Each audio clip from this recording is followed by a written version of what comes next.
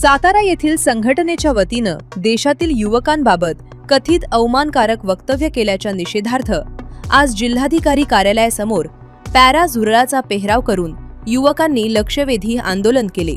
सरन्यायाधीश सूर्यकांत यांच्या वक्तव्यामुळे युवकांचा अपमान झाल्याची भावना व्यक्त करत संबंधितांवर कारवाईची मागणी करण्यात आली। यूथ पॅन्थरच्या पदाधिकाऱ्यांनी जिल्हाधिकारी कार्यालयाला दिलेल्या निवेदनात युवकांचा सन्मान राखला गेला पाहिजे अशी भूमिका मांडली। युवा शक्तीला कमी लेखणारी वक्तव्य समाजात चुकीचा संदेश देतात असेही निवेदनात नमूद करण्यात आले आहे। या आंदोलनाची माहिती यापूर्वीच पोलीस प्रशासनाला देण्यात आल्याचे संघटनेच्या वतीनं सांगण्यात आले। समाज परिवर्तन, युवा सशक्तीकरण, समानता, न्याय आणि स्वाभिमान या घोषणांसह आंदोलन करण्यात आले। भविष्यात युवकांविरोधात अवमानकारक वक्तव्य टाळावी अशी मागणीही यावेळी जिल्हाधिकारी यांना दिलेल्या निवेदनातून करण्यात आली।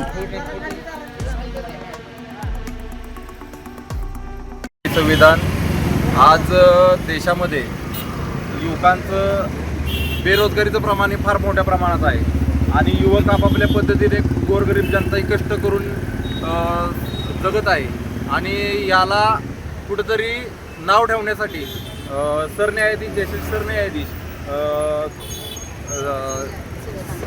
सूर्यकांत यांनी युवकांना हिणवलं आहे, झुरळ म्हणून उपमा दिली आहे। तर त्याचा आम्ही जाहीरपणे धिक्कार आणि निषेध करत आहोत। अभिजित दिपके या युवकाने एक नवीन प्रकारे युवकांना एकत्र आणण्यासाठी कॉक्रोच जनता पार्टीची स्थापना केली आहे।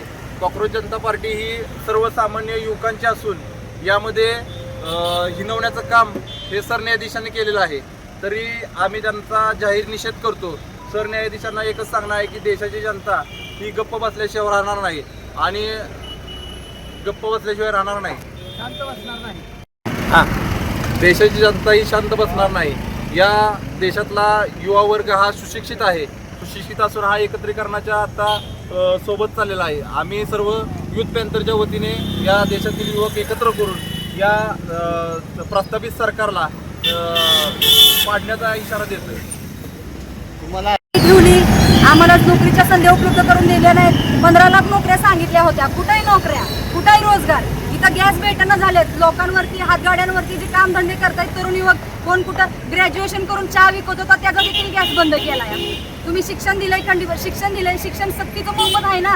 कुठं आहे शिक्षण मोफत सक्तीचं? सांगा बरं तुम्ही। आज शिक्षण करायला गेलं तर भरसमाट फी आहे, ते फी पुढचं ऍडमिशन नोकरीसाठी गेलं तर नोकरीसाठी तिथं पैसे मागतात।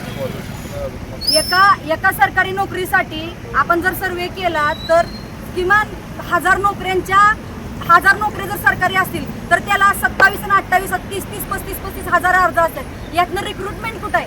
यातनं बेरोजगारीचं प्रमाण का वाढतंय? आता देशामध्ये गांजा, चरस, ज्या काही नशेचे पदार्थ आहेत, आजकालची तरुण पिढी CGI सूर्यकांत साहेब काय म्हणले की आम्ही पॅरासाईट आहे, काय आम्ही परजीवी आहे? हो आहे, आम्ही परजीवी। कुणी बनवलं आम्हाला परजीवी? या प्रशासनानंच बनवलं ना। आज जर तुम्ही आम्हाला रोजगार दिले असते, संधी दिली असती, व्यावसायिक होण्यासाठी काहीतरी मार्ग दिले आहे। लोन घ्यायला गेलं तर काय म्हणतात, तुमचं सिबिल खराब आहे, आम्ही देऊ शकत नाही, कोटा पूर्ण आहे। 100 वेळा त्या बँकेच्या चक्रा मारायला लागते। काय करणार आम्ही? शेवटी जुरळच व्हायला लागलं ना। आम्हाला वाळवी नाही बनायचं, आम्ही किमान जुरळ तरी आम्हाला संबोधलं त्यांनी। जुरळाचं काम काय असतं? खरकट साफ करणं। मग आम्ही ते तरी करतो ना। तुम्ही आमच्या वाटेला काय ठेवलंय? खरकटच ठेवलंय, तेवढंच साफ करतो। मग